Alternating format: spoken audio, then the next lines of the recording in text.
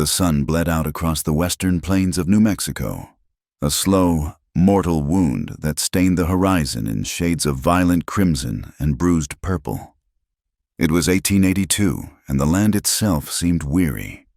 Heat shimmered up from the baked red earth, turning the distant mesas into wavering ghosts. The wind, a constant, restless spirit, did little to cool the air. It only picked up the fine dust and threw it into the eyes and mouths of any living thing foolish enough to be caught out in the open. This was a place where silence had weight, pressing down with the immensity of the sky, and where a man's nearest neighbor was often just the echo of his own lonely thoughts. Against this vast, indifferent canvas, a small figure moved. She was hardly more than a girl, 19 years of age, but the miles had carved years onto her face and hunched her shoulders in a way that spoke of burdens heavier than the bundle she carried. Her name was Ellie Mae, and she was the last of her line. Her earthly possessions were contained in a worn burlap sack slung over one shoulder, a change of clothes so thin it was more memory than fabric, a small tin cup, and a half-eaten biscuit wrapped in cloth. The most important item, however, she cradled in her arms. It was a heavy, black cast-iron pot, its surface seasoned with the ghosts of 1,000 meals cooked by a mother she could now only see in dreams. The pot was her inheritance, her anchor, and the only proof that she had ever belonged to anyone. For weeks, Ellie had been walking. She walked away from a past that was a pack of wolves at her heels, a blur of loss and fear she dared not look back on. She walked toward a future that was as blank and terrifying as the endless plains ahead. Hope was a dangerous currency out here, one she couldn't afford to spend. Survival was the only coin that mattered, and it was measured in sips of water and morsels of food. The sun had cracked her lips, and the dust had settled into the very marrow of her bones. She was a fading wisp of a person, on the verge of being scoured from the landscape by the relentless wind. Then she saw it. At first, it was just a dark shape against the dying light, a man-made geometry that seemed an intrusion on the land's raw curves. As she drew closer, forcing one aching foot in front of the other, the shape resolved into a ranch. It wasn't a sprawling, prosperous-looking spread, but it was solid. A long, low-slung house built of thick adobe and dark timber stood firm against the elements. A sturdy barn, a corral with a few horses swishing their tails in the gloom, and a windmill turning with a lonely, rhythmic squeak that sounded like a weary sigh. There was no life to be seen around the house. No smoke curled from the chimney. No lamp glowed in the windows. It had the stillness of a place long accustomed to being alone. For a moment, Ellie's resolve faltered. A house this quiet could be abandoned. Or worse, inhabited by a man who valued his solitude enough to defend it with a gun. But the horses in the corral were proof of life, and the well near the house was a promise of water. Her thirst was a fire in her throat, overriding her fear. She trudged on, the cast-iron pot feeling heavier with every step. As she reached the edge of the yard, the front door opened. The man who filled the frame was as solid and unyielding as the house behind him. He was tall, broad in the shoulder, with a face that looked like it had been carved from the same rugged landscape he inhabited. Dark hair, a thick beard that hid his mouth, and eyes the color of a stormy sky. He wasn't old, perhaps 35, but he carried the profound stillness of a man who had seen too much and said too little. He held a rifle in the crook of his arm, not pointing it, but holding it with a casual familiarity that made it clear it was an extension of himself. He said nothing. He just watched her, his gaze missing no detail: the ragged hem of her dress, the exhaustion in her posture, the desperation clinging to her like the dust. Ellie stopped a good 20 paces from the porch, her heart hammered against her ribs. A frantic bird in a cage of bone. She had rehearsed a dozen different pleas in her mind, tales of woe and misfortune, but looking at the hard silence of this man, she knew none of them would work. Pity was a soft thing, and there was nothing soft about him or this land. He would see it as a weakness, a liability. Her throat was so dry that her first attempt at speech was just a rasp. She swallowed, tasting grit, and tried again. Her voice came out thin but clear, carried on the evening wind. "I don't talk much, Mr.." she said, her eyes fixed on his. She held the cast-iron pot a little tighter. "A shield and a testament, but I can cook." The statement hung in the air between them, plain and unadorned. It was not a request for charity. It was an offer of trade, a declaration of worth. The man, Owen Booker, didn't move. His expression remained unreadable, lost in the shadows of his beard and the twilight. His ranch, the one his father had built and he had inherited, had been silent for 2 years. 2 years since his wife, Mary, had been taken by the fever. 2 years since the laughter had faded from the rooms and the smell of baking bread had been replaced by the sterile scent of dust and disuse. He had become an expert in solitude, wrapping it around himself like a thick coat. He worked from sunup to sundown, exhausting his body so his mind wouldn't have time to wander down the dark. Grief-choked trails of memory. He ate when he remembered to, usually dry tack and jerky, his palate having forgotten the taste of a real meal. And now this, a scrap of a girl, looking like a lost calf, standing on his land and offering to fill a silence he had deliberately cultivated. His first instinct was to say no, to send her on her way with a piece of bread and a canteen of water. The complications a woman brought, even one who didn't talk much, were more than he wanted. Her presence would be a ghost in Mary's kitchen, her hands touching things Mary had held. The thought was a sharp, physical pain. But he looked at her again. He saw past the grime and the fear to the hard glint of resolve in her eyes. It was the same look he saw in the eyes of a starving coyote, a fierce will to simply keep breathing. And then he looked at the pot she was holding. It was a good one, old and well cared for. It spoke of hearths and nourishment, and a kind of stubborn continuity that he, in his willed isolation, had forgotten. He hadn't had a warm meal that didn't come out of a can in longer than he could remember. The thought of it of stew, or beans, or even just hot coffee made on a stove instead of a campfire was a sudden, startling ache in his belly. He had walled off his heart, but his stomach was a more practical organ. His voice, when it finally came, was rough from disuse, like stones grinding together. "What can you cook?" Ellie's shoulders, which had been tensed for rejection, relaxed a fraction of an inch. "Simple things, stew, cornbread, beans, whatever you've got. I make do." Owen's gaze swept over her one last time. She was thin, but she didn't look sickly. She stood her ground, not flinching under his scrutiny. He was a man who made decisions based on practicality, on the unforgiving logic of the land. A ranch hand cost money and keep. This girl was offering to work for a roof over her head and food in her belly. It was a sound proposition. And if her presence stirred up too many ghosts, he could always tell her to leave. He gave a curt, almost imperceptible nod. "The barn's empty. You can sleep in the loft. There's hay. Water's from the well. Kitchen's in the house. You start in the morning." He didn't offer a welcome, didn't ask her name, didn't give his own. The transaction was complete. He turned without another word and went back inside, the heavy door closing with a final thud that echoed in the vast emptiness. For a long moment, Ellie didn't move. The relief was so immense it was dizzying, a wave that threatened to pull her under. She had a place. For one more night, she wouldn't have to sleep with one eye open, listening for the sound of predators, both four-legged and two. She had survived another day. Slowly, she made her way to the barn. The air inside was cool and smelled of hay and horse and old leather, a scent of life and work that was comforting in its honesty. She found the ladder leading to the loft and climbed, her muscles screaming in protest. The hay was dry and soft, a luxury beyond imagining. She set her burlap sack down and placed the cast-iron pot beside it, running her hand over its familiar, smooth surface. She didn't dare go to the house to ask for food or water.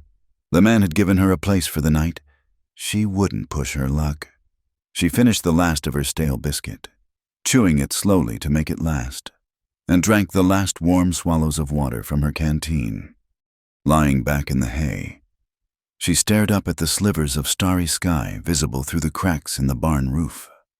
The wind howled outside, a lonely, mournful sound, but for the first time in a long time, it felt like it was on the other side of a wall, inside the house.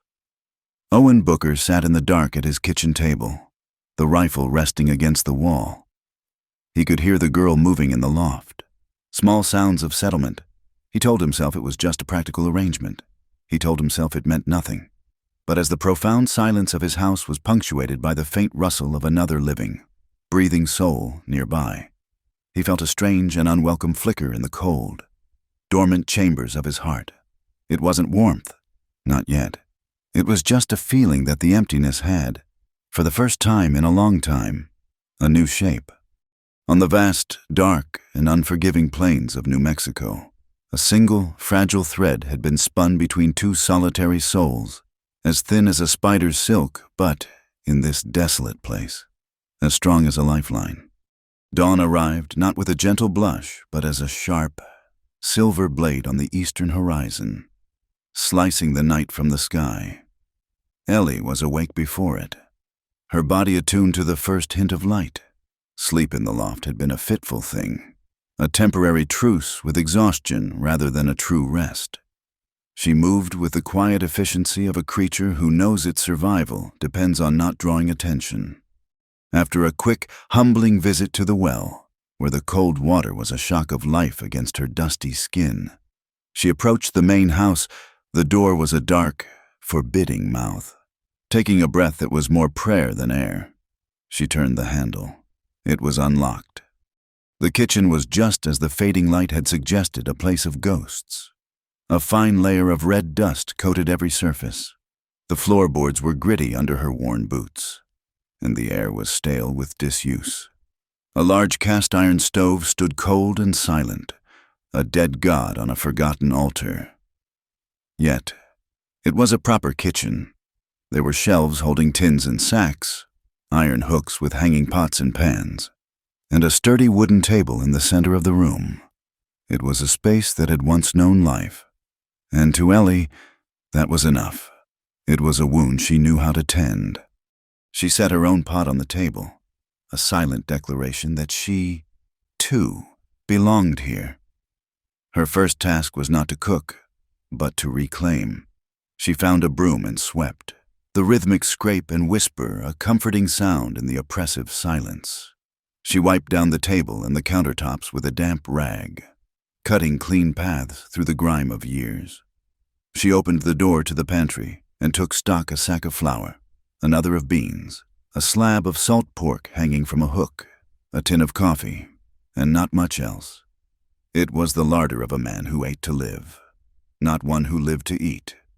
As she worked, a floorboard creaked behind her. She froze, her hand tight on the rag, and turned slowly. Owen Booker stood in the doorway, a darker shadow in the dim morning light.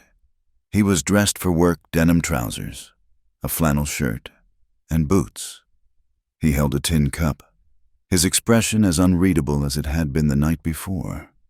He watched her for a long moment, his gaze taking in the swept floor, the clean table, the neat stacks of supplies she'd begun to organize. He said nothing about it. "Coffee," he said. It was a command, not a request. Ellie simply nodded, her throat too tight to speak. She moved to the stove, her movements economical and sure. She'd built 1,000 fires in her life. She loaded the firebox with kindling, struck a match, and coaxed the first hesitant flames to life. Soon, a welcome warmth began to push back against the room's chill. She filled a pot with water from the bucket she'd brought in, measured out the coffee, and set it on the stove to boil. The aroma, rich and dark, began to fill the kitchen. It was the first truly domestic scent the house had known in 2 years. Owen stood there, motionless, as the smell washed over him. It was a memory made manifest, a ghost of 1,000 mornings with Mary. It was agonizing. It was, to his deep and unwilling surprise, also comforting. He finally moved, gesturing with his head toward a small door off the kitchen. "You can put your things in there. Better than the barn." He turned and left, walking out the front door into the nascent day without waiting for a reply. Ellie watched him go, her breath held tight in her chest. She approached the door he'd indicated and pushed it open.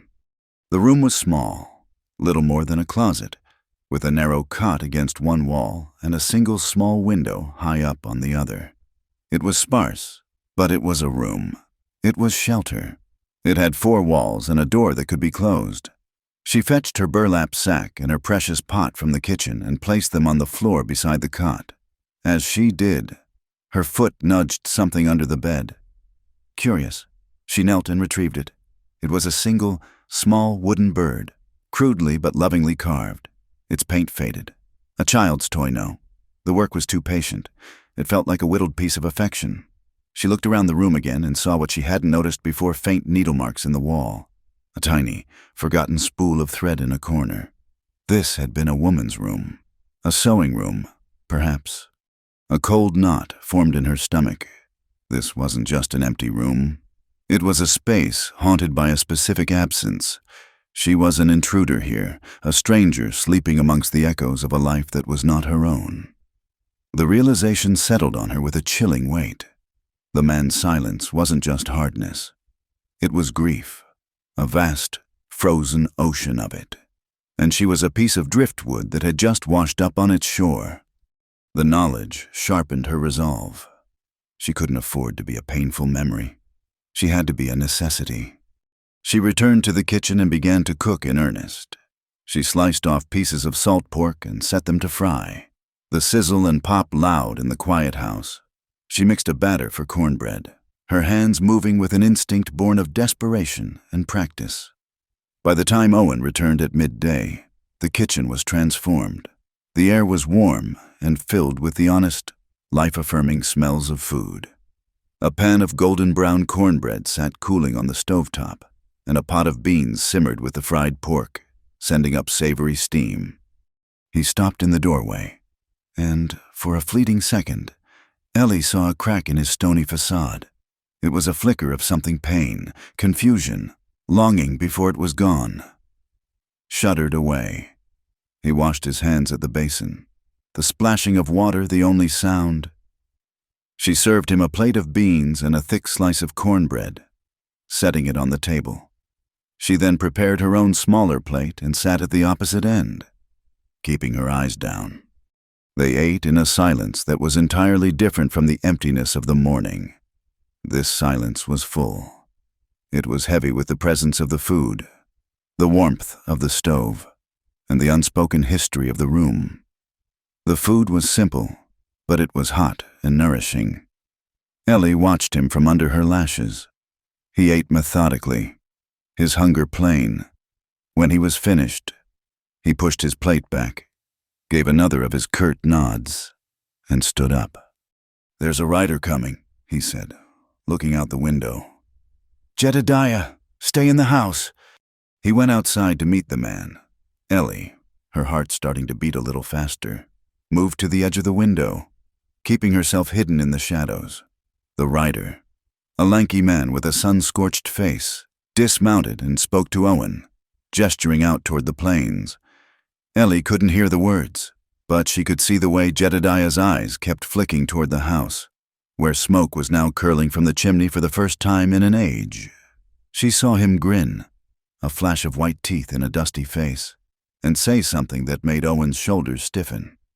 Owen's reply was a low rumble, but the wind carried 2 words to her with perfect clarity: "She cooks." The words were a brand, a definition, not a guest, not a relative, not a companion. She was a function, an employee. She cooks. The statement was both a protection and a cage, setting the boundaries of her existence here for any outside observer. A lone woman on a ranch with a widower was a story that the gossips in the nearest town would feast on for a month. It was a situation ripe with suspicion and social peril. Owen had just drawn a line in the dust, and she knew she had to stay well behind it. Jedediah eventually tipped his hat and rode off, casting one last, long, curious look at the house. Ellie retreated from the window, her sense of precarity more acute than ever. She was safe from the elements, but she was now exposed to the judgments of men. Her reputation, the only thing a woman in her position truly owned, was as fragile as a pane of glass in a hailstorm. The rest of the day passed in a similar rhythm of silent work. Ellie cleaned. She scrubbed the years of grease from the stovetop until the black iron gleamed. She washed the few dishes with a fierce energy, as if she could scrub away her own uncertain future. She found a small, neglected patch of earth by the back door where some hardy herbs had once grown. She spent an hour pulling weeds, her fingers in the soil, trying to coax life back into the barren ground. With every task, she was weaving herself into the fabric of the place, making herself harder to remove. That evening, she made a simple stew. When Owen came in, he brought a small armful of wildflowers, scrubby, resilient blooms of yellow and purple that clung to life in the arid soil. He didn't look at her, but he set them in a tin can on the table before sitting down to eat. The gesture was so unexpected, so contrary to his hard silence, that it startled her more than a shout would have. They sat on opposite sides of the table, the small, bright bouquet of weeds between them. The flowers were a splash of color in the monochrome of their existence, a whisper of beauty in a world of function. Later, in her small room, she lay on the narrow cot, the carved bird in her hand. The house was quiet again, but it was a different quiet. It was the sound of a house holding its breath, waiting. She was the stranger who had breached the walls, bringing with her the scent of coffee and the specter of the past. Owen had let her in, but now he was wrestling with the consequences. He wanted the warmth she brought, the life that simmered in her cast-iron pot, but it came at the cost of disturbing the ghosts he had learned to live with. For Ellie, every meal she cooked, every surface she cleaned, was a plea to be allowed to stay, to be worth more than the trouble she brought, to turn this forgotten house and her own forgotten life into a home.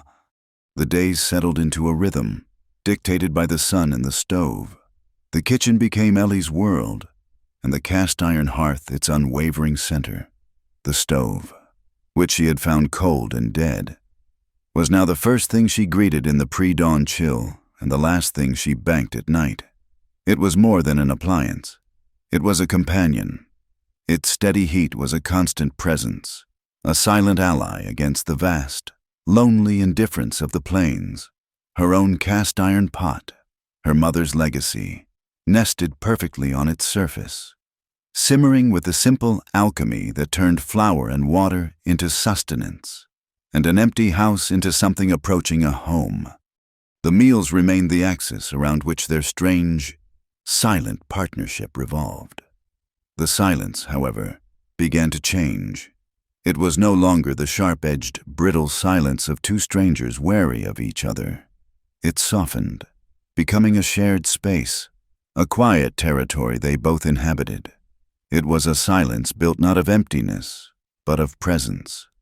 The scrape of a fork on a plate, the soft sigh of the fire, the distant cry of a hawk. These sounds were no longer intrusions, but the vocabulary of their shared existence. Ellie learned the map of Owen Booker's moods by the way he ate. A quick mechanical consumption meant his mind was out on the range, wrestling with a sick calf or a broken fence line. A slower, more deliberate pace meant the day's burdens had been shed at the door. She learned to read the set of his shoulders and the lines around his eyes. She saw the deep-seated weariness that never truly left him, a shadow of a loss so profound it had become part of his physical being. And he, in turn, began to see her. At first, she had been a function, a pair of hands that cooked. Now, his gaze would sometimes linger. He noticed the way the morning light from the kitchen window caught the fine, loose strands of her hair. He noticed that her hands, though chapped and calloused from work, were deft and sure as she kneaded dough. He saw the fierce concentration in her eyes as she stirred a pot, as if the fate of the world rested on that stew not scorching. He saw not a stray, but a woman of quiet, formidable strength. The first word of praise was dropped between them like a coin. He had just finished a plate of biscuits, light and fluffy, served with a gravy she'd made from pan drippings. He pushed his plate back and was halfway to the door when he stopped. "The biscuits," he said, his back still to her. "They're good." Ellie, who had been clearing the table, froze. Her heart gave a sudden, sharp thump. "Thank you," she whispered to his back. He left without another word, but the 3 words he'd spoken lingered in the warm air, more nourishing than the meal itself. They were an acknowledgement, a crack in the wall of his solitude. After that, the wall began to crumble, piece by small piece. One afternoon, he came into the kitchen while she was trying to prop up the wobbly leg of the heavy wooden table with a folded piece of leather. He watched her for a moment, then left, returning with a hammer, some nails, and a small wood saw. Wordlessly, he knelt on the floor. Ellie retreated to the stove, watching him. His hands, which she had only seen handle reins and a rifle, were surprisingly skillful. He worked with a quiet focus, measuring, sawing, and securing a new brace. The sound of his hammer was a solid, purposeful rhythm in the house. When he was done, the table stood firm, its 4 legs planted squarely on the floor. He wiped his hands on his trousers, gave the table a last, assessing look, and left. He had not just fixed a piece of furniture, he had reinforced the foundation of their shared space. His silent provisions continued. The pile of wood by the back door was always replenished before she woke, the pieces cut to the perfect size for her stove.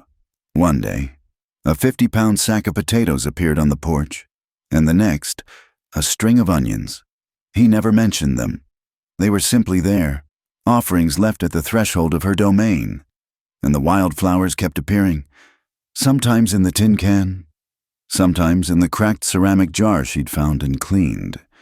They were his clumsy, beautiful attempt at a language he had forgotten how to speak, a recognition of her efforts to bring more than just sustenance into his home.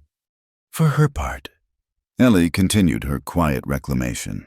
She found a stash of old feed sacks in the barn, washed them until they were soft, and with a needle and thread she'd painstakingly traded for a pinch of salt from Jedediah the last time he'd passed through. She stitched them into curtains for the kitchen window. They were simple, checked things, but they softened the harsh afternoon light and made the room feel private and contained. She found that the little patch of earth by the back door responded to her care. A few resilient mint and rosemary sprigs began to grow, and she would crush the leaves in her hands. The scent, a sharp, green memory of other places, other times.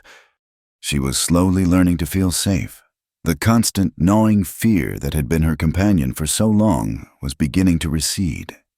She stopped jumping at every creak of the floorboards. She even began to hum, a low, tuneless sound, as she worked. It was an unconscious expression of a contentment so new and fragile she didn't dare give it a name. She was no longer just surviving. She was living, one quiet day at a time. Her trust in him was not a conscious decision, but a slow, organic growth. One evening, a sudden, violent thunderstorm rolled in from the plains, the kind that made the whole sky feel like it was collapsing. The wind shrieked around the corners of the house and rain lashed against the windows. A deafening crack of thunder shook the very foundations of the adobe walls, and Ellie, caught off guard, let out a small, terrified gasp. Owen was at the table, cleaning a piece of tack. He looked up, his eyes finding hers in the flickering lamplight. He saw the genuine fear in them. "It's a solid house," he said, his voice a low, reassuring rumble beneath the storm's fury. "It stood through worse." It was the longest sentence he had ever spoken to her. She looked at him, at his solid frame, his calm presence, and she believed him. The storm still raged outside, but inside, a small pocket of safety had been created, a space held secure by his simple words. The true turning point came a week later, on a calm, clear evening. The meal was over, and the dishes were done. Ellie was mending a tear in one of his shirts by the firelight, her needle moving in a steady, practiced rhythm. Owen was oiling his rifle, the metallic click and slide of the mechanism a familiar sound. "My PA," he said suddenly, breaking the comfortable silence. "He used to say you could judge a man by the state of his rifle and the spirit of his horse." Ellie looked up, her hands stilling. He wasn't looking at her, but at the fire, his face softened by the warm glow. "My horse, Apollo," he went on, a strange, wistful note in his voice. "He's got more spirit than sense. This morning, a jackrabbit darted out from a bush, and he spooked so bad he nearly threw me into a cactus patch, dumb as a box of rocks. That horse, but he's got heart." And then it happened. A sound escaped him, rough and unused, like a rusty hinge being forced open. It was a short, sharp bark of a sound. A laugh. It was so unexpected that it startled them both into silence. The laugh, small as it was, seemed to echo in the rafters. Owen's head snapped up, and he looked at Ellie, a dark flush creeping up from under his beard. He looked embarrassed, exposed, as if a part of him he had long kept locked away had just broken free. Ellie didn't know what to do, so she smiled. Not a wide grin, but a small, gentle curve of her lips. It was a smile of pure, unalloyed warmth. It reached her eyes, which in the firelight shone with a soft understanding. He saw her smile, and something in his own guarded expression eased. He didn't smile back. Not yet. But he cleared his throat and went back to oiling his rifle, the rigid set of his shoulders just a little less tense. The moment passed, but it left an indelible mark, a laugh and a smile, in the vast, silent expanse of their lives. They were a conversation, a connection, a promise. The fire in the hearth burned low, casting long, dancing shadows on the walls. The house was warm. For the first time, Ellie felt the fragile stirrings of hope not as a danger, but as a welcome warmth spreading through her chest, a warmth that mirrored the gentle, glowing embers in the heart of the home she was beginning to build. And across the table, Owen Booker felt the first painful, wonderful thaw of a heart that had been frozen for far too long. The peace that had settled over Owen Booker's ranch was a fragile thing, as delicate as a spider's web in the morning dew. It was a quiet born of routine and the slow, steady weaving of two solitary lives into a shared pattern. The silence between Ellie and Owen was now a comfortable blanket, not a chasm. His rare, rough-edged laugh had been heard again, twice. Her quiet humming was a constant, gentle undercurrent to the household's rhythm. They had built a sanctuary, not with words, but with shared meals, mended furniture, and small, unspoken kindnesses. But the world outside the borders of the ranch had not vanished. It was always there, waiting just over the horizon. And it had a long memory. The feeling began as a prickle on the back of Ellie's neck, a subtle dissonance in the air. For a few days, she felt watched. When she went to the well, she would get the sense of eyes on her from the low-lying mesas in the distance. When she was in her small herb garden, the hair on her arms would stand on end for no reason. She told herself it was foolishness, the lingering ghost of old fears. She was safe here. Owen's presence was a fortress, his quiet strength a shield. She pushed the feeling down, burying it under the familiar weight of her daily chores. The day it happened, the sky was a vast, cloudless, unforgiving blue. Owen had ridden out early, heading for the north pasture to check on a spring that was prone to drying up. It was a half-day's ride there and back. His departure left a void, a noticeable dip in the ranch's energy. The place felt bigger, emptier, and Ellie felt smaller within it. She was kneading dough in the kitchen, her hands covered in flour. when the ranch's lone dog, a scruffy cur named Patch, began to bark a low, agitated growl that was different from his usual announcements of rabbits or coyotes. Ellie wiped her hands on her apron and went to the door, her heart giving a nervous flutter. A lone rider was approaching, not from the direction of the town or the trail Jedediah used, but from the open plains to the south. The man rode with a lazy, arrogant slump in the saddle, his horse a rangy, ill-cared-for roan, even from a distance. There was a menace in his posture, a predatory stillness that sent a jolt of ice-cold recognition through her veins.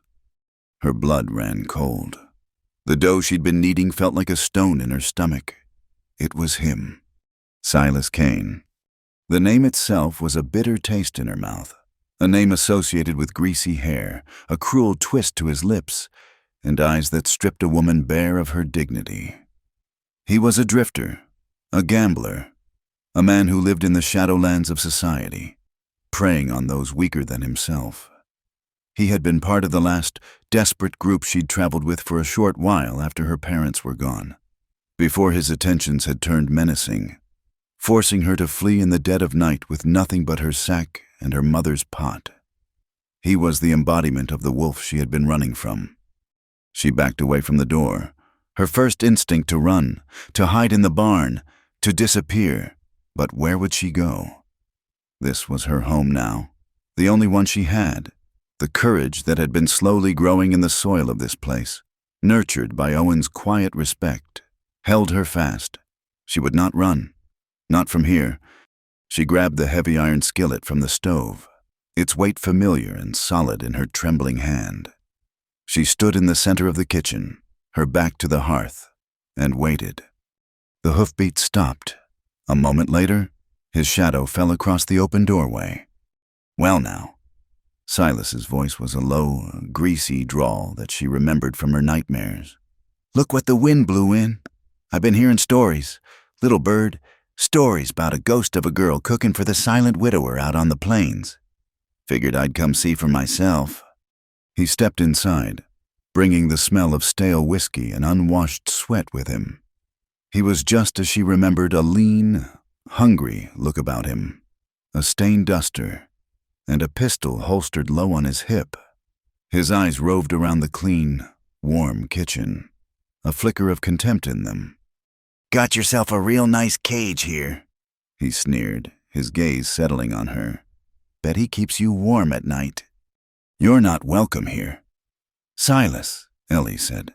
Her voice was thin, but it didn't break. The skillet felt impossibly heavy. "This is private property. You should leave." He laughed, a harsh, grating sound. "Private property."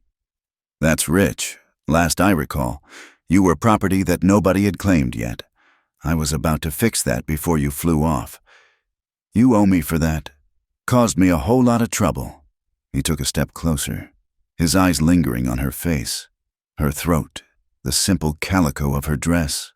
"Booker ain't here. I made sure of that. Saw him ride out myself. So it's just you and me. We got things to settle." "I don't owe you anything," she said, raising the skillet slightly. "Get out." His eyes narrowed, the mockery replaced by a flash of vicious anger. "Still got some fight in you. Do you? I like that. I'll enjoy beating it out of you later." He lunged, not for her, but for her arm, his fingers like iron bands closing around her wrist. "You're coming with me. A woman like you ain't meant to be playing house. You're meant for men who know how to use you." Terror, cold and absolute, threatened to swallow her whole. This was it. The nightmare had caught up to her. She twisted, trying to wrench her arm free, but he was too strong. His face was close to hers now, his breath foul. "She's not going anywhere." The voice was as calm and cold as a winter morning. It cut through the thick, terrifying air of the kitchen like a razor. Silas froze, his head snapping toward the front door. Owen Booker stood there. He wasn't breathing hard, and his horse was nowhere to be seen, meaning he'd come up on foot, silent as a phantom. He must have seen Silas's horse and circled around. His rifle wasn't in his hands. It was in its scabbard on Apollo, wherever he'd left him. His hands were empty, hanging loose at his sides. But in that moment, he was more dangerous than any man with a drawn gun. His face was a mask of cold fury, his eyes flat and hard as river stones. Silas, surprised but not yet defeated, let go of Ellie's arm with a shove. He instinctively moved his hand to rest on the butt of his pistol. "This is between me and her. Booker, ain't none of your affair." "You're on my land," Owen said, his voice dangerously low. He took a slow, deliberate step into the room. "You put your hands on her. You made it my affair." Ellie scrambled back. Putting the table between herself and Silas, she watched, her heart hammering against her ribs. As the two men faced each other, they were a study in contrasts. Silas, loud and posturing, radiating a desperate, violent energy. Owen, utterly still, his power contained and immense, a sleeping mountain that had just been woken. "She's just some stray you took in," Silas spat, trying to regain his footing. "A runaway. Means nothing to you. I'm taking what's mine." "She's not a stray," Owen said, his eyes never leaving Silas's. "And she's not yours." "And what is she to you?" Silas sneered, his hand tightening on his gun. "Your new whore." Owen didn't flinch. He didn't rise to the bait. Instead, he did something that changed everything. He walked, not toward Silas, but around the table, his movements unhurried, his gaze locked on the other man. He walked until he was standing next to Ellie. She could feel the heat of him, the solid, unshakable presence of him beside her. Then, he reached out and placed his hand on her shoulder. The gesture was simple, but it was monumental. The weight of his hand was a profound comfort, an anchor in the swirling vortex of her fear. It was a claim. It was a shield. It was a promise. He looked Silas dead in the eye, his voice resonating with a quiet, absolute finality that chilled the air. "She belongs here." The 3 words struck Silas with more force than a physical blow. He stared, not at Owen's empty hands, but at his eyes. He saw no bluff there, no anger that could be manipulated. He saw only a promise of swift, brutal, and unconditional violence if he did not comply. He saw a man who had drawn a line, and he knew, with the certainty of a cornered animal, that to cross it would mean his death. Owen Booker was not protecting a cook or a stray. He was protecting his own. Silas's bluster evaporated, leaving behind the sour residue of fear. He licked his dry lips, his eyes darting from Owen's face to Ellie's, and then to the open door, the escape route. He slowly, carefully, took his hand away from his gun. "No woman's worth dying over," he mumbled, trying to salvage a shred of his pride. He backed away toward the door, his swagger gone. He cast one last, hate-filled glare at Ellie. "You'll get what's coming to you." He turned and practically fled from the house. A moment later, they heard the frantic sound of hoofbeats as he spurred his horse into a desperate gallop, away from the ranch, away from the quiet, deadly man who guarded it. The sound faded, leaving only the ticking of the clock on the mantel and the ragged sound of Ellie's own breathing. The kitchen, which had felt so small and confining, now felt vast. She was trembling, a delayed reaction of terror and relief flooding her system. The iron skillet slipped from her numb fingers and clattered to the floor. Owen's hand was still on her shoulder, a firm, warm weight that held her together. He didn't speak. He just stood there, a silent guardian, until her trembling subsided. In the aftermath of the storm, in the quiet of the kitchen, a new truth had been forged. He had not just offered her a job or a place to sleep. He had offered her sanctuary. He had stood between her and the darkness, and with 3 simple words, had declared to the world and to her that she was no longer alone. She belonged. The days that followed Silas Kane's departure were draped in a new kind of silence. The comfortable quiet they had cultivated was gone, replaced by a humming, palpable tension. It was the air after a lightning strike, charged and alive with unspoken energy. Owen's words, "She belongs here," echoed in every corner of the house. They had been a shield against a physical threat, but they had also become a bridge, spanning the final distance between two isolated hearts. They moved around each other with a heightened awareness that was almost painful. A simple brush of his arm against hers as they passed in the narrow hallway felt like a brand. When he handed her the pail of milk in the morning, his fingers would graze hers, and they would both pull back as if burned, their eyes refusing to meet.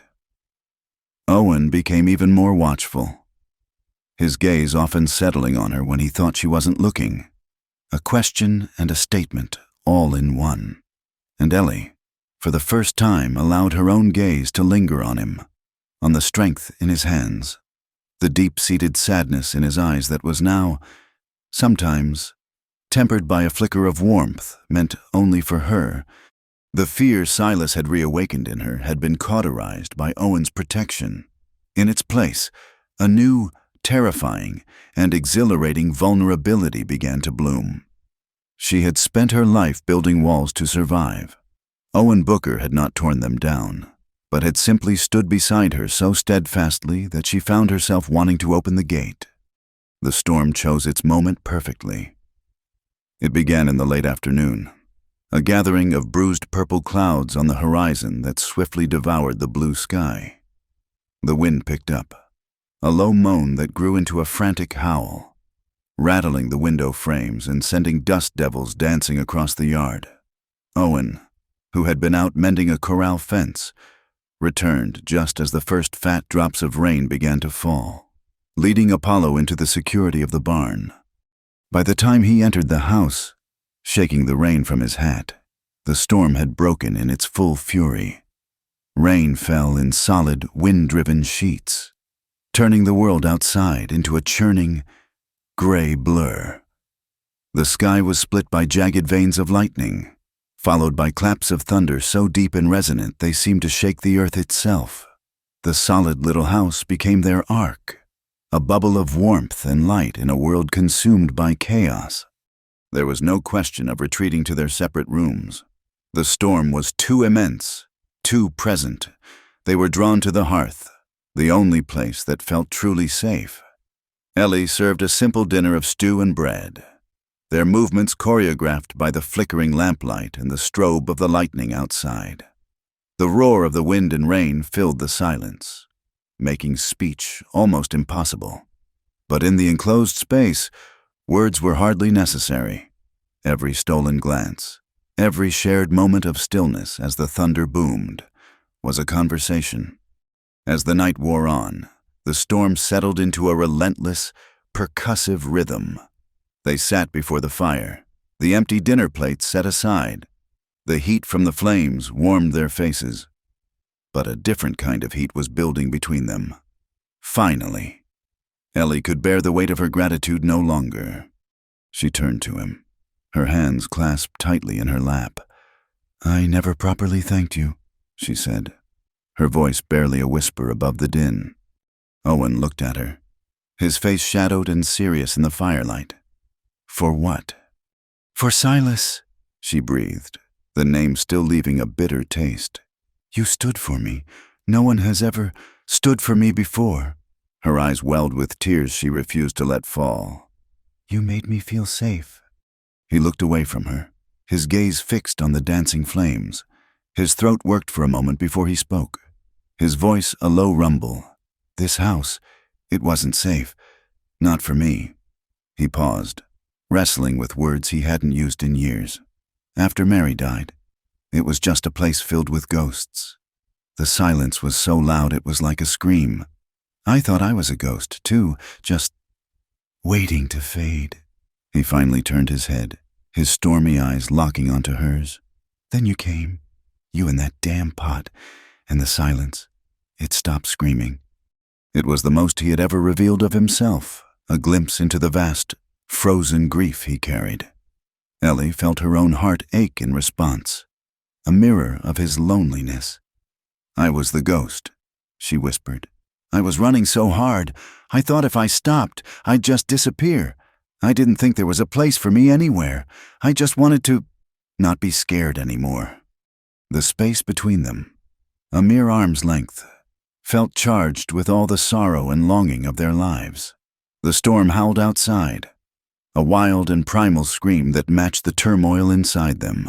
Owen, slowly, hesitantly, reached out, not to touch her, but just to hover his hand in the air near her face. It was a question. Ellie leaned into his touch, pressing her cheek against his calloused, warm palm. The contact was a shock, a current of life that arced through both of them. It was a surrender. It was an acceptance. He closed his eyes for a second, a shudder passing through his powerful frame. When he opened them, all the grief and the loneliness had been burned away, replaced by a raw, desperate need that she recognized as the twin to her own. He leaned in and kissed her. It was not a gentle kiss. It was a kiss of desperation and relief, of gratitude and discovery. It was the taste of rain and wood smoke, of solitude and salvation. Ellie, who had only ever known the threat of a man's touch, was overwhelmed. She kissed him back with all the pent-up fear and hope and yearning of a lifetime, her hands coming up to grip his shirt as if she were drowning and he was the only solid thing in the world. When they finally broke apart, they were both breathless. He looked down at her, his thumb stroking her cheek, his expression one of awe and fierce tenderness. He stood, pulling her gently to her feet, and led her from the firelight. Down the short hall to his room, a place she had never entered. Mary's room, a space he had kept as a shrine. By leading her there, he wasn't replacing a memory, he was choosing to live again. Inside, the sound of the rain on the roof was a soft, intimate drumming. A single lamp cast a golden glow over the simple, masculine room. He undressed her slowly, reverently, his rough hands surprisingly gentle against her skin. For Ellie, it was a terrifying and miraculous unveiling. She had never been seen like this, never been touched with such care. Her body was a map of hardship, thin, with the faint scars of a difficult life, but he looked at her as if she were the most precious thing he had ever seen. When she stood before him, bathed in the soft lamplight, a tremor of fear and uncertainty ran through her. This was the ultimate vulnerability, the ultimate trust. She looked into his eyes, trying to convey all the things she had no words for: her innocence, her history, her fear of being broken.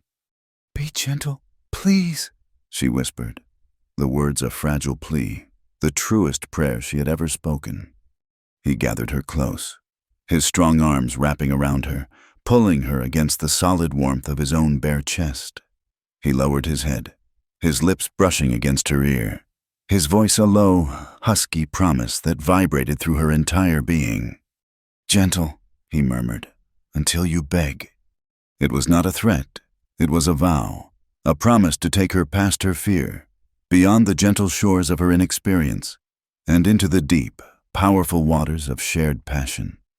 He laid her on the bed, and his hands and his mouth began a slow, patient exploration, teaching her a language her body had never known.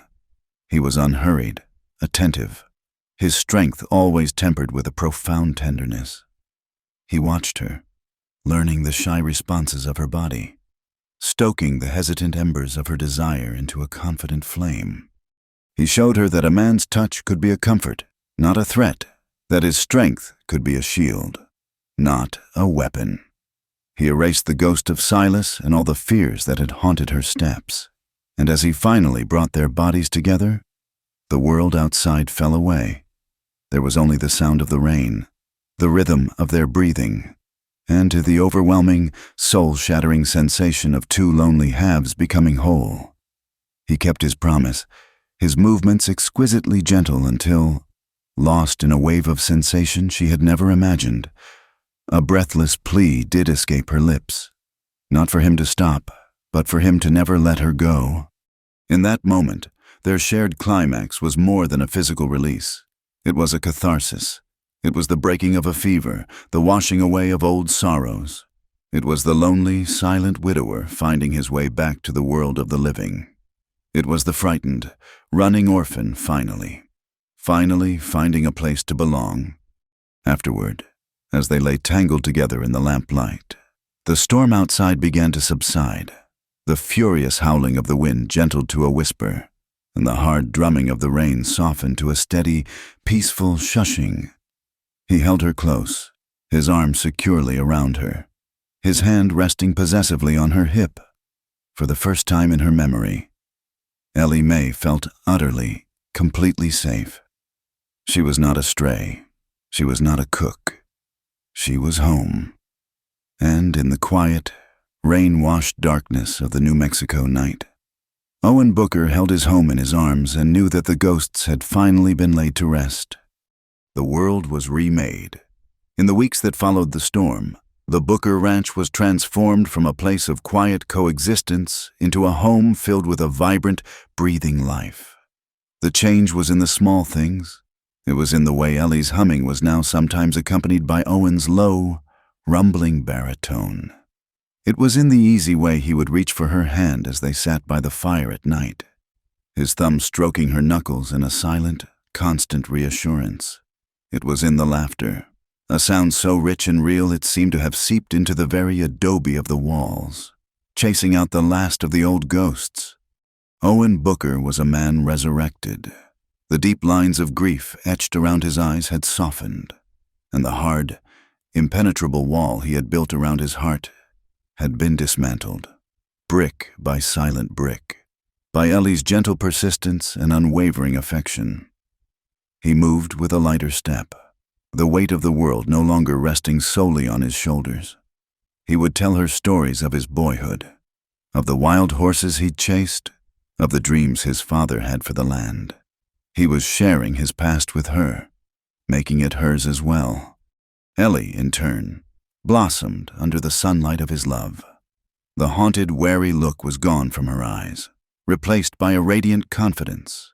She was no longer just a survivor. She was a woman cherished and adored. The safety he provided was no longer just a roof over her head, but a profound, emotional security that allowed her to finally lay down the burdens of her past. Their intimacy was a quiet, sacred language spoken in the dark, a constant affirmation of their shared journey from desolation to salvation. They were building a life, solid and real, and it felt as sacred as the land itself. It was this newfound peace that made the arrival of the buggy so jarring. It was a fine, handsome vehicle, drawn by a well-groomed horse, and it looked out of place against the rugged backdrop of the ranch. The woman holding the reins was Martha Gable, the wife of the sheriff in the nearby town of Redemption. She was a formidable woman in her 50s, with a kind face but shrewd, intelligent eyes that missed nothing. She was the unofficial matriarch of the town, her approval a coveted commodity. Ellie, wiping her flour-dusted hands on her apron, greeted her on the porch, her heart fluttering with a nervous uncertainty. Owen was out on the range, not due back till evening. "Mrs. Booker," Martha asked, her voice clear and direct, though her use of the name made Ellie blush a deep crimson. It's May," Ellie stammered. "Ellie Mae." "Of course, dear," Martha said with a knowing smile that suggested she was well aware of the arrangement but was too polite to comment. "I've come on a matter of business. In a way, may I trouble you for a cup of water? The road is terribly dusty." Inside, as Ellie served the water, Martha's eyes surveyed the kitchen. She noted the gleaming stovetop, the cheerful, mended curtains, and the aroma of baking bread that filled the air. She took a sip of water and got straight to the point. "Young Jedediah has been singing your praises in town for months now. My dear," she began, "he talks of your biscuits as if they were manna from heaven. He brought a pie you'd given him to our church social last month. A peach pie, I must say. In all my years, I've never tasted its equal." Ellie blushed again, murmuring her thanks. "Redemption is a growing town," Martha continued, her gaze sharpening. but we have our needs. The old bakery, Miller's place, has stood empty ever since he passed on. A town needs a good baker. It's the heart of the place. In many ways." She paused, letting her words settle. "The town council has authorized me to make an offer. We would be willing to provide a loan, at a very favorable rate, for you to purchase the necessary supplies to reopen the shop. The lease on the building would be yours. We believe a respectable, hard-working young woman with your talent would be a tremendous asset to our community." Ellie stared at her, stunned into silence. Her own shop. It was a concept so foreign, so far beyond the narrow scope of her dreams, that she couldn't immediately process it. Martha seemed to sense her confusion. She leaned forward, her voice softening. "Think of it, dear, a place of your own. A sign above the door. Ellie Mae's Bake Shop. A name for yourself. An independent future." The words struck Ellie with the force of a physical blow. A name for yourself. All her life, she had been a nameless orphan, a faceless drifter, a stray. Now, she was becoming known as Owen Booker's woman. She loved that title, cherished it more than anything. But the idea of her own name, Ellie Mae, painted on a sign, a public declaration that she existed, that she had a craft, that she was a person of value in her own right. It was a seductive, terrifying thought. She found her voice, though it was weak. "Mrs. Gable, that's the kindest offer I've ever heard. But my place is here with Mr. Booker." Of course," Martha said, patting her hand. "And a fine place it is. Owen Booker is a good man, but a woman's security is a fragile thing. Dear girl, having something of your very own is never a foolish notion. The offer stands.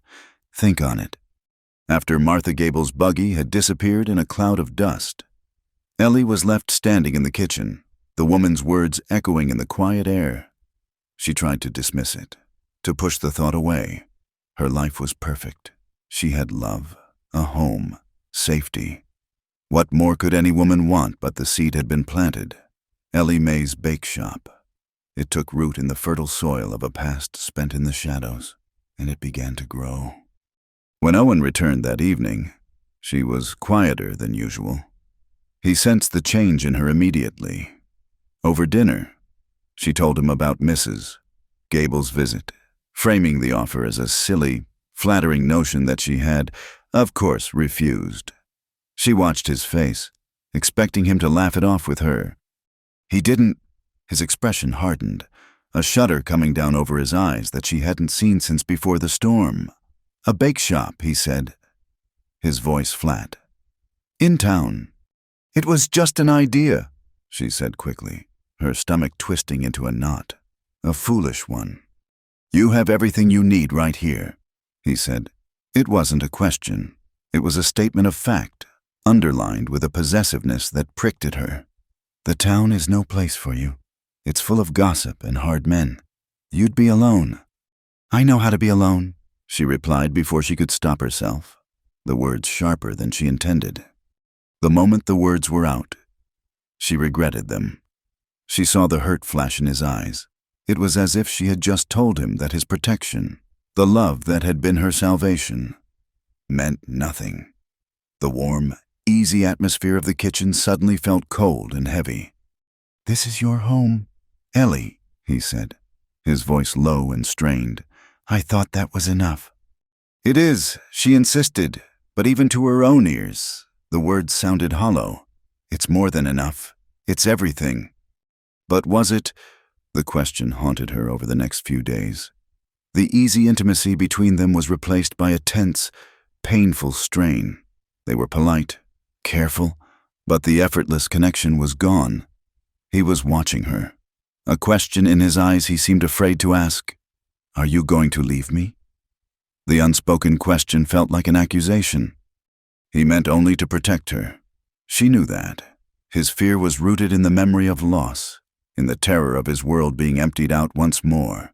But she heard his protective words as a lack of faith in her. "You're not strong enough. You're not smart enough. You need me to survive." After a lifetime of being told she was nothing, His loving concern felt, to her wounded soul, like a beautiful, gilded cage. Her love for him was a fierce, undeniable thing. It was the bedrock of her new life. But the bake shop represented a different kind of salvation. It was the chance to build an identity that was not tied to a man, not dependent on his love or his name. It was the chance to be Ellie Mae, baker, to stand on her own 2 feet, not because she had to, but because she could. The conflict tore her apart. To accept the offer felt like a betrayal of the man who had saved her, a rejection of the perfect love she had found. But to refuse it felt like a betrayal of herself, of the girl who had survived against all odds and deserved a name of her own. One evening, she stood on the porch, staring out at the vast, star-dusted darkness. In the far distance, a handful of tiny, flickering lights marked the location of redemption. It looked a world away. Her life here, with Owen, was a life of quiet contentment, of shared love in a safe harbor. The life in town was a life of unknown risks, of lonely work, but also of a bold, bright independence. The love that had been her greatest strength now felt like a tether, holding her to the earth when a part of her she never knew existed wanted to see if she could fly. Owen came to stand behind her, his presence a familiar comfort and a heavy weight. He didn't touch her. The space between them was filled with the heavy shadow of her choice, a choice she didn't know how to make, a choice that, either way, felt like it would break her heart. The silence in the house grew teeth. In the days following Martha Gable's visit, the easy comfort between Ellie and Owen curdled into a thick, miserable tension. Meals became ordeals of clinking forks and unspoken accusations. He would look at her, his eyes clouded with a hurt and possessive fear she couldn't soothe.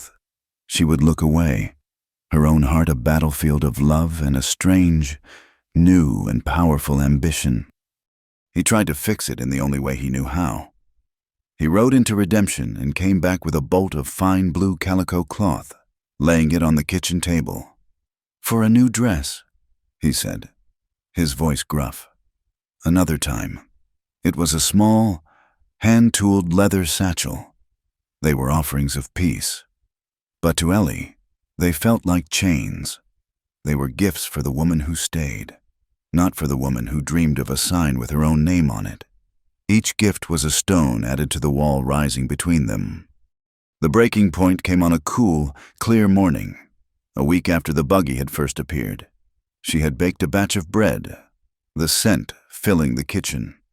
Owen came in from the barn, his face set in grim lines. He looked at the perfect, golden brown loaves cooling on the rack, then at her. "There's no bread in redemption that tastes like this," he said.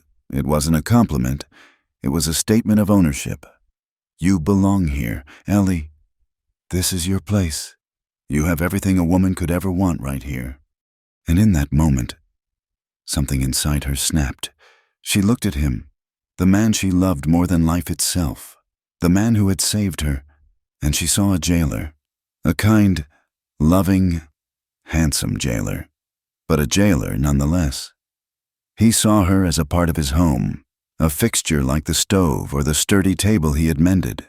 He did not see the woman who had walked 100 miles on her own, who had faced down starvation and fear, and who had a strength he couldn't comprehend. He loved her, but he did not trust her to be whole without him. The decision, when it came, was not born of anger, but of a deep and profound sorrow. That night, as he slept the heavy sleep of a man troubled by his heart, she moved through the silent house like a ghost. She packed her few belongings into the leather satchel he had given her, a bitter irony.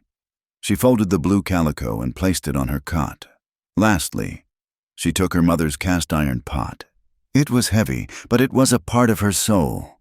On the kitchen table, where they had shared so many silent meals, she left a note. Her hand trembled as she wrote by the faint moonlight slanting through the window. "Owen, I love you. Please believe that. You gave me a home when I was lost, and you made me feel safe. I will love you for that until the day I die. But the girl you saved is in danger of disappearing again. I need to know if I can be more than just a woman who belongs to someone. I need to know if Ellie Mae can stand on her own. I don't know if I can, but I have to try. Don't come after me.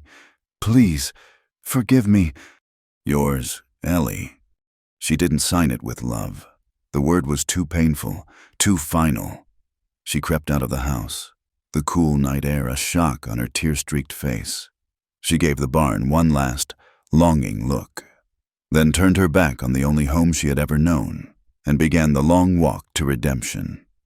The journey was a penance. With every step, her heart screamed at her to turn back. The sun rose, baking the plains and her resolve. The cast-iron pot, which had once felt like an anchor, now felt like a millstone, a heavy reminder of the hearth she had abandoned. The world, which had seemed so full of promise from the safety of the ranch, now felt vast, empty, and hostile once more. The fear she thought she had conquered crept back, a cold snake coiling in her gut. By late afternoon, she stood on a rise overlooking the town. Redemption. It wasn't a beacon of hope. It was a dusty collection of wooden buildings, noisy with the clang of a blacksmith's hammer and the shouts of men coming out of a saloon. It was a place of strangers. She could see the empty storefront that had been Miller's bakery. It looked small and sad. She walked to the edge of town, her feet dragging, her spirit feeling as abraded as her worn-out boots. She stood across the street from the empty shop, the place that was supposed to be her future. She pictured it a new coat of paint, the windows washed, the warm smell of baking bread spilling out onto the street, and a sign, freshly painted Ellie Mae's Bake Shop. She closed her eyes, trying to feel the triumph of it, the pride, but all she felt was a hollow, aching loneliness. She imagined herself inside, working the dough, tending the oven. She imagined the customers coming and going, their coins clinking in her money box. And then she imagined the end of the day, locking the door, walking up the stairs to a small, empty room, eating a solitary meal. There would be no one to share a quiet smile with, no one to listen to the story of a stubborn horse or a mended fence, no strong, warm hand reaching for hers in the firelight. A name on a sign was a lonely thing if there was no one waiting for the woman who owned it. The truth hit her with the force of a physical blow, knocking the air from her lungs. She had been so wrong. Owen's love wasn't a cage. It was an anchor. His home wasn't a prison. It was a harbor. The security he offered wasn't a chain. It was the solid ground from which she could grow. She had been so desperate to prove she could stand on her own that she hadn't realized the truest strength was in choosing where, and with whom, you belonged. She had run away from the only person in the world who saw her, truly saw her, and she had done it to chase a painted sign. A sob, ragged and raw, escaped her. She sank down onto a dusty crate by the side of the road, the heavy pot in her lap, and wept. She wept for her foolish pride, for the hurt she had caused him, for the precious, beautiful thing she had almost thrown away. It was nearly dusk when she finally stood up. Her choice was clear, a single point of light in her confused heart. She was not going back because she had failed. She was going back because she had finally understood what success truly was. She did not start for the ranch immediately. Instead, she walked to the mercantile. With the few coins she had hoarded, she bought a small sack of flour, a packet of yeast, and a little salt. Then, with the last of her strength, she turned and began the long walk home. She arrived back at the ranch long after midnight, guided by a single lamp left burning in the kitchen window, a lonely, hopeful beacon. The house was silent. She crept inside, her heart in her throat. The note was gone from the table. A plate of cold stew and a slice of bread sat in her usual spot, a silent, heartbreaking offering. She did not go to his room. She did not wake him. Instead, she went to work, with a new and desperate purpose. She rebuilt the fire in the stove. She washed her hands and face at the basin. And then, she began to bake. She poured her love, her regret and her newfound clarity into the dough. She kneaded it with a strength born of desperation and a certainty she had never felt before. This was not the work of a hired cook or a woman trying to earn her keep. This was an offering, a prayer, a promise. The sun was just beginning to streak the eastern sky when the rich, life-affirming scent of fresh bread filled the house. She had just pulled the perfect, golden loaf from the oven when she heard a floorboard creak behind her. Owen stood in the doorway to his room. He looked like he hadn't slept in a year. His face was a mask of haggard grief, his eyes hollow. He stared at her, then at the bread, then back at her, his expression a mixture of disbelief and raw, wounded hope. "Ellie," he whispered, his voice rough with despair. "I came back, Owen," she said, her own voice thick with unshed tears. "I was a fool. I got to the edge of town, and I saw the sign with my name on it, and I realized a name is just a word. A home. A home is the person who is waiting for you. Please, Owen, can you forgive me?" He crossed the room in 2 long strides. He didn't speak. He simply pulled her into his arms, burying his face in her hair, holding her so tightly she could barely breathe. She felt a shudder rack his entire body, the silent, terrible sob of a man who had thought his world had ended for a second time. She clung to him, the smell of wood smoke in his skin the only scent she ever wanted to know. After a long time, he drew back, his hands framing her face, his thumbs wiping away her tears. "I thought I'd lost you," he rasped. "I read your note. I was going to give you a day, to prove to yourself what you needed. Then I was coming for you. I wasn't going to let you go." He looked at her, his love a raw, open wound. "I was wrong. Ellie, I tried to hold on too tight. I was so scared of losing you. I tried to build a fence around you, a life with me. It shouldn't be a cage. It should be whatever you want it to be. I want it to be here," she said, her voice fierce with conviction. "With you." He reached into his pocket and pulled something out. He opened his palm. Lying there was a simple silver ring, worn smooth with time. It wasn't ornate, but it shone with a soft, gentle light. "This was Mary's," he said, his voice thick with emotion. "Her wedding ring." He saw the flicker of uncertainty in her eyes and hurried on. "It's not to replace her. Nothing can. It's to start something new. A new life. With you, Ellie. If you'll have me. If you'll be my wife." Tears streamed freely down her face now, but they were tears of joy. She held out her left hand. "Yes," she whispered. "Oh, yes, Owen." He slid the cool, smooth silver ring onto her finger. It fit perfectly. It was a circle of promise, a symbol not of ownership, but of a shared future. It was the acceptance of his past and the beginning of their life together. He was not just offering her a place in his home. He was offering her a place in his heart. Forever. He sealed his promise with a kiss not of desperate passion, but of deep, abiding love and the profound peace of 2 souls who had finally, truly, come home. The scent of baking bread, which had been Ellie's prayer of repentance, became the incense of their new beginning.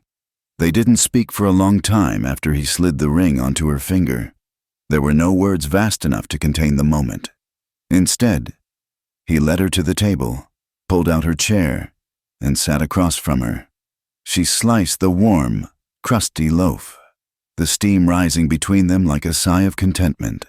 They ate in the growing light of the new day, and the simple act of breaking bread together was a sacrament, a silent vow more binding than any words spoken before a preacher.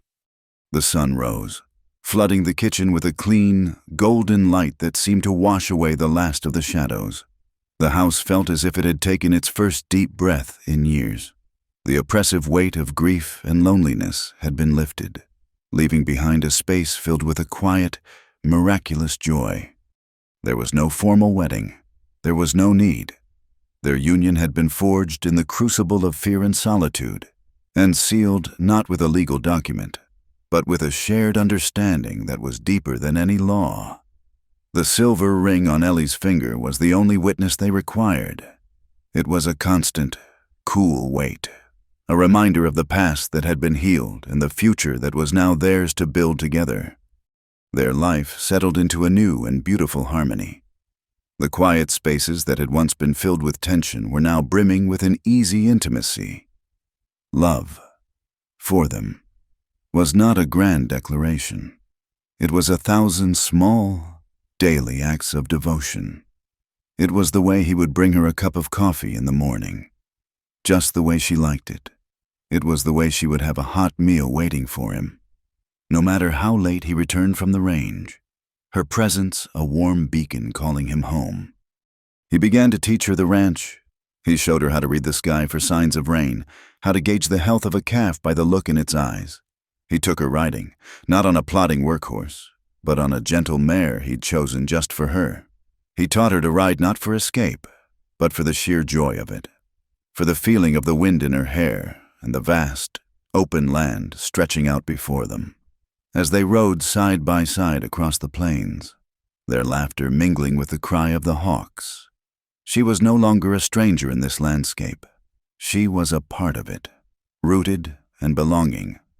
In turn, she brought a softness and a life to his world that he hadn't realized was missing. Her herb garden flourished under her patient care. The kitchen, once a sterile, functional space, was now truly the heart of the home, always filled with the scent of baking or the simmer of a stew. She mended his clothes with a skill that was both practical and loving, each stitch a tiny anchor of affection. She filled the tin can on the table with the stubborn, beautiful wildflowers he continued to bring her, their vibrant colors a testament to the life that could thrive even in the harshest of lands. One afternoon, he came into the house and found her sitting at the kitchen table, the blue calico cloth he'd bought her spread out before her. She was carefully cutting a pattern. He stood in the doorway, watching her, a soft, wondering look on his face. "I was wrong about that dress," he said, his voice quiet. She looked up, a question in her eyes. "I bought it to try and keep you here," he admitted, the words costing him a measure of his old pride, "to tie you to this place. But a dress is just a dress. And you are not a bird to be caged. Ellie, you are the sky."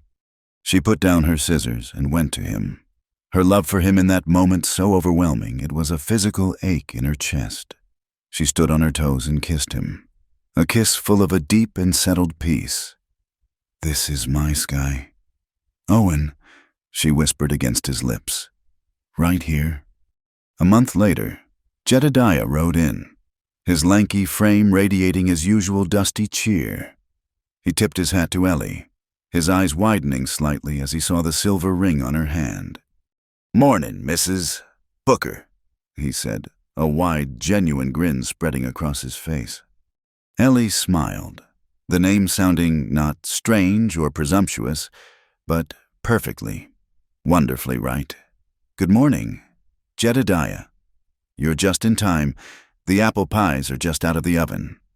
As he sat at the table, devouring a slice of pie that was, in his expert opinion, her finest work yet, Ellie went to the pantry.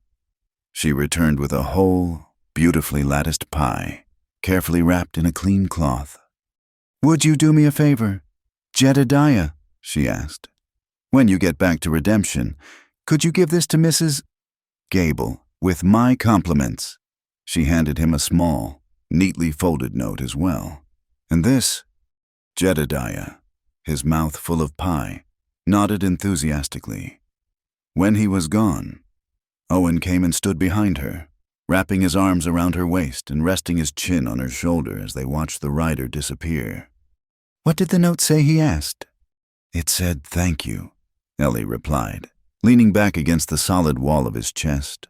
"I thanked her for her kind offer, and for seeing something in me that I hadn't yet seen in myself. And I told her that I had found my place, and that Ellie Mae's bake shop was already open for business. It just happens to be right here." Owen tightened his arms around her, his heart swelling with a love and pride so fierce it almost stole his breath. He had not diminished her. He had simply given her the safe ground she needed to become herself. Their life was not one of grand adventures or dramatic events. It was a life built of seasons and hard work, of sunrises and sunsets, of shared burdens and simple joys. It was a life measured in the steady rhythm of their hearts beating as one. The past was not forgotten, but it had lost its power to haunt. The memory of Mary was a gentle presence, a part of the story that had brought them together, and Owen could now speak her name with a quiet, loving sadness that held no pain. Ellie's own past, the years of running and fear, had faded into a distant story, the tale of a different person, a ghost she no longer recognized. One evening, as winter began to lay its cool hand on the plains, they sat before the fire. The wind, which had once sounded so mournful and lonely to Ellie, now just sounded like the world breathing outside their warm, safe walls. A new dress of blue calico rustled softly as she shifted in her chair, mending a tear in one of his flannel shirts. The silver ring on her finger caught the firelight, casting a small, dancing star onto the wall. She paused in her sewing and simply looked at the ring. It was a part of her now, as familiar as the calluses on her own hands. She looked across the hearth at Owen. He was watching her, not with the hungry passion of their first nights together, but with a deep, calm, and unwavering adoration that was more profound than any flame. He didn't have to speak. She could read it all in his eyes. "You are my peace. You are my home." She smiled, a slow, radiant smile that held all the love and gratitude in her soul. He reached across the space between them and took her hand, his large, rough one engulfing hers, the silver ring a cool, solid promise between their palms. The fire crackled in the hearth, a steady, beating heart in the center of their home. Outside, the vast, dark prairie stretched out under a blanket of a million stars. The house was a single, tiny point of light and warmth in the immense, wild darkness. But for the two souls inside, it was the entire world. And as the first pale golden fingers of the new day's dawn began to touch the horizon, they knew they had found what every soul searches for, not just a place to survive, but a person to come home to. Thank you for listening to our story. We'd love to know where in the world you're tuning in from, so please leave a comment below to connect and share your thoughts. If you enjoyed our tale, we invite you to subscribe to our channel, Wild West Night, and give this video a like. And to help this story be heard by more people, please consider supporting us by hitting the hype button.